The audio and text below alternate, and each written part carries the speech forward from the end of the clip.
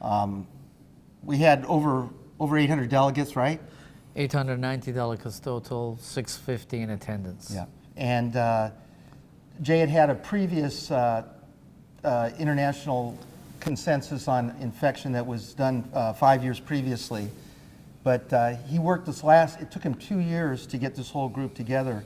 And it really was an amazing group. Number one, these were people that they weren't just orthopedic surgeons. Why don't you tell everybody that was there outside of orthopedics? So we had obviously infectious disease specialists, microbiologists, veterinary surgeons, rheumatologists, hematologists, anesthesiologists, and numerous other disciplines, because as you know, John, and during the meeting, some questions related to their particular subspecialty. Yeah. Because during the meeting, some questions related to their subspecialty.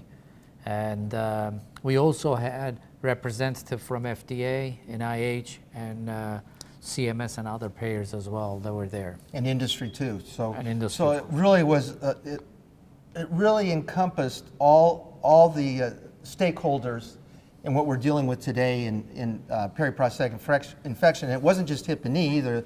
There was shoulder and spine and other areas, but we're going to concentrate talking on the hip and knee, and that's where AUKUS became involved in this. So what we did 5 years ago, the OREF, Orthopedic Research Education Foundation, supported the publication. And this year, AUKUS and OREF, from grants from the two organizations, are the ones who supported getting the actual document together from the hip and knee standpoint and the general standpoint. And we'll get into that here in a minute. But the Delphi consensus, you want to just talk a little bit about that just for a Sure. minute for people to understand how thorough it is? Sure. The detail of how this was conducted is in the Journal of Arthroplasty publication, but briefly, as John says, it was a Delphi consensus process, which includes multiple steps, including selection of the delegates in the first place. How do you decide on who should be coming to the meeting, who should be contributing, what the questions are, how should the questions be formulated. Asking the question one way may get another answer than the other. Then review of the literature in a systematic fashion to make sure that no stone is unturned and all of these literature and publications are reviewed and summarized. And then there's, of course, the whole process of writing the documents, editing them, then the face-to-face meeting where we go through them the day before, make any final adjustments in the recommendations or the questions themselves. Then there is the fun part of voting, as you recall, and sometimes very passionate discussions were conducted, and some of these, everybody who had the passion, they just basically wanted to do what's right for the patients.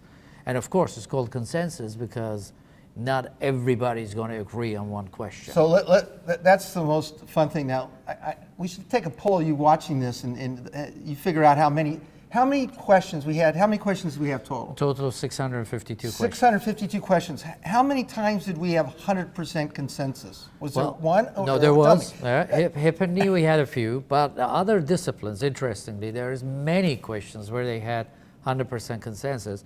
But I would say maybe 10 to 15% of questions where you reach what we call unanimous.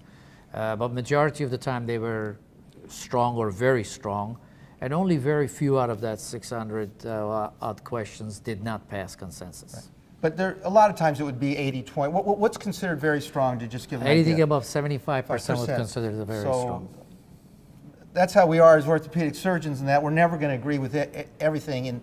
And that's what the whole purpose of this Delphi process is to get to a certain percentage to say that we can at least agree that in general, we can agree on this to some point. It's not that saying that 100% of people agree on this, and I think that's the real important thing is people read these documents, that they understand that there were people who disagreed, but we actually put those votes down there. Yep. The other thing to show you how seriously Jay and Thorson and the moderator took this is it took us 20 minutes to make sure that the counts, we did this all on electronic counting, to make sure that the counts were coming through and that people were doing what they're supposed to do. This, you'd find it hard to believe, but I found that very interesting. I participated in the last one, but I had forgotten. But you have to really be very careful, otherwise you have garbage in, garbage out. And Absolutely. Jay, I give you guys unbelievable credit. The other thing you have to realize, especially in this day and age, the beauty of this system is now people were able to online send poor Jay all these emails and to bring up the discussions and that. And I think it was even a better process than 5 years ago, yet there's about, gosh, the amount of data that we went through probably was 5 times what it was because we've learned so much more about it, correct? Yeah, that's true. There were more issues to discuss in this time. There was obviously the social media, and also during the face-to-face meeting, we had the ability to receive these emails, implement the suggestions. But as you saw the process, John, it was a very engaged process. Everybody was there. They really knew exactly why this issue and this mission was important. They contributed immensely to this whole process. And the publication that's out in Journal of Arthroplasty, and thanks to Journal of Arthroplasty and to John for making that available to our membership, I strongly, strongly advise that you access those, read them. They will make a difference to your practice. They have already made a difference in my practice. And in this situation, in this circumstance, when we don't have evidence behind everything we do in orthopedics, consensus is as good in getting us to providing the best patient care we can at this point.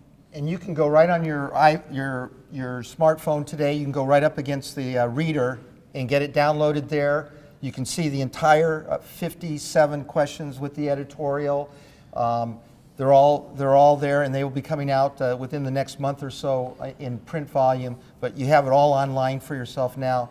The other thing I find that's very interesting about this, and I told this to Jay, and I think in the publications, those of us who helped him with the editing really wanted the references there are all the up-to-date references that anybody, if they're trying to look up any area on infection, can go to one of these questions and they can get a reference search right there for seeing what areas they want to study or what areas to look at to try to help. And I've already sent people to that in the last 2 days, especially young investigators or anybody interested in it, or if you're just seeing a patient and you want to know about a specific problem, you go to that question, you could go and see some of these things only have 1 or 2 references in the literature, but I guarantee you they will be in that document, Jay, and you deserve all the credit for that. I mean, you know, John, you were involved in the last 2 or 3 months, how much of work has gone into actually, even the final edits required numerous hours of reading every single line to make sure that no error was made. We hope that there are not many errors. With a document of this volume and this size, naturally there are going to be some errors. We hope you'll forgive us for those, but we've tried to do our best to try to create a document that will serve us on a daily basis in our clinical practice and providing good care for our patients. The only other thing I'd like to say is if you see Jay around this week, really go up and give him a good kudo, because this was really a monumental task. His passion for infection has been there. All of you know he's written probably over 100 articles on infection, but this is really selfless work, and we appreciate yours and Thorson's and everybody's involvement. And orthopedics appreciates it. I know AUKUS appreciates it. OREF appreciates it. That's why we wanted to put our money toward this.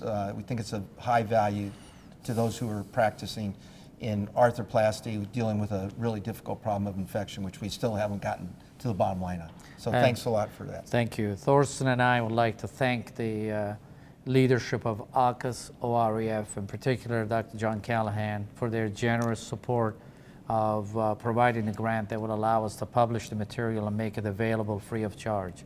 And thank you for your friendship as well. Thank you.